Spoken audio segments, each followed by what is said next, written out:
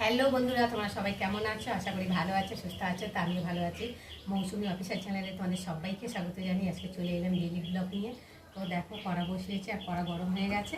আর এখন আমি কড়াতে তেলটা দিলাম। আর এখন আমি কি রান্না করব সেটা তোমাদের সাথে দেখো বন্ধুরা, কড়াতে তেল দিয়েছি, তেলটা গরম হচ্ছে। আর আজকে রান্না করব চিকেনটাকে নুন হলুদ মাখিয়ে রেখেছি, এখন মশলা মাখাইনি, মশলাটা বাটবো তারপরে। আর এখানটায় মরলা, এটা হচ্ছে গাংমরলা মাছ, ভালো করে ধুয়ে নুন হলুদ মাখিয়ে রেখেছি। আর এখানটা এই যে মশলা করব, পেঁয়াজ কেটে রেখেছি, পেঁয়াজটা জলে ভিজিয়ে রেখেছি, কেননা পেঁয়াজটা কাটলে তো খুব চোখ জ্বালা করে, তার জন্য ভিজিয়ে রেখেছি। আর রসুন আদাও ভালো করে ধুয়ে ভিজে রেখেছি, এখন বাটবো শিলে। আর এখানটা আছে কুমড়ো ফুলের বড়া করব।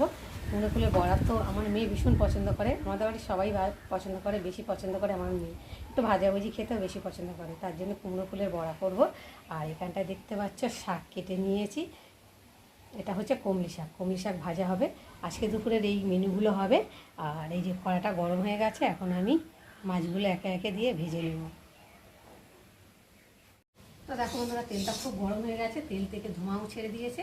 আর এখন এই যে নুন হলুদ মাখিয়ে রাখা মাছগুলোকে দিয়ে আমি ফার্স্টে ভেজে নেব।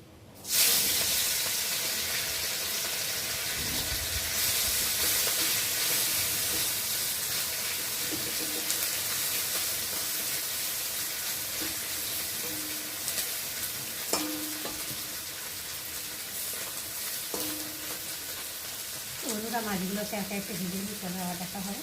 তো দেখো বন্ধুরা, মাছগুলো ভেজে তুলে নিয়েছি। আর এখন কড়াতে তেল দিয়েছি, তেলটা গরম হয়ে গেছে।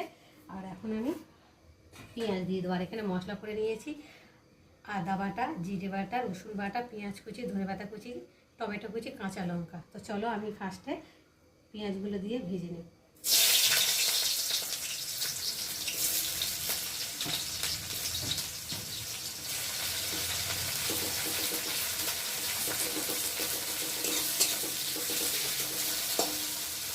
এবার দিয়ে দেবো কাঁচা লঙ্কা,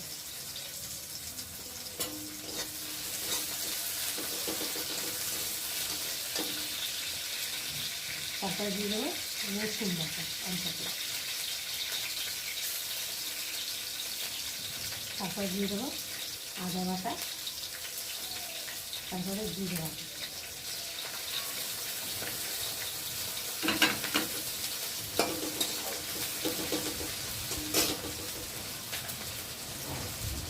হলুদ গুঁড়ো, নুন, আর দিয়ে দেবো একটু লঙ্কার গুঁড়ো। আর দিয়ে দেবো একটা কেটে রাখা টমেটো। দিয়ে মশলাটাকে ভালোভাবে কষিয়ে নেবে, যতক্ষণ একটা আদা রসুনের গন্ধ ভাজা যাবে ততক্ষণ মশলা খাওয়া। দেখো বন্ধুরা, বেশ মশলাটা ভালোভাবে ভাজা হয়ে গেছে। আর মশলা থেকে একটা ভাজা ভাজা গন্ধ ছেড়ে দিয়েছে, তেলও ছেড়ে দিয়েছে। দেখো সুন্দরভাবে ভাজা হয়ে গেছে, কষানো হয়ে গেছে। আর এখন আমি পরিমাণ মতো জল দিয়ে দেবো। মাছটা একটু মাখা মাখা করবো, তার জন্য আমি বেশি জল দিলাম না। দেখো দিয়ে আর এখন ফুটতে সময় দেবো।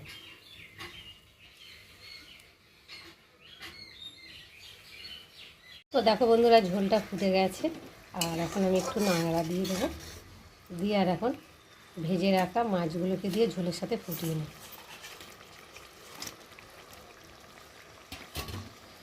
দিয়ে একটু ভালো করে খুন্তি দিয়ে ঝোলের সাথে নাড়িয়ে দেবো, দিয়ে আর উপর দিয়ে ধনে পাতা কুচি দিয়ে দেবো।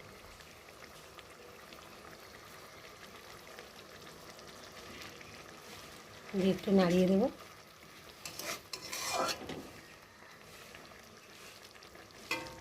দিয়ে আর একটু ফুটতে সময় দেবো। তো দেখো বন্ধুরা, আমার চুনো মাছের ঝাল তৈরি হয়ে গেছে। আর কেমন হয়েছে তোমরা কিন্তু অবশ্যই কমেন্ট করবে। আর ভালো লাগলে লাইক কমেন্ট শেয়ার করো। আর আমার চ্যানেলে যদি নতুন হয়ে থাকে চ্যানেলটাকে সাবস্ক্রাইব করে দিও।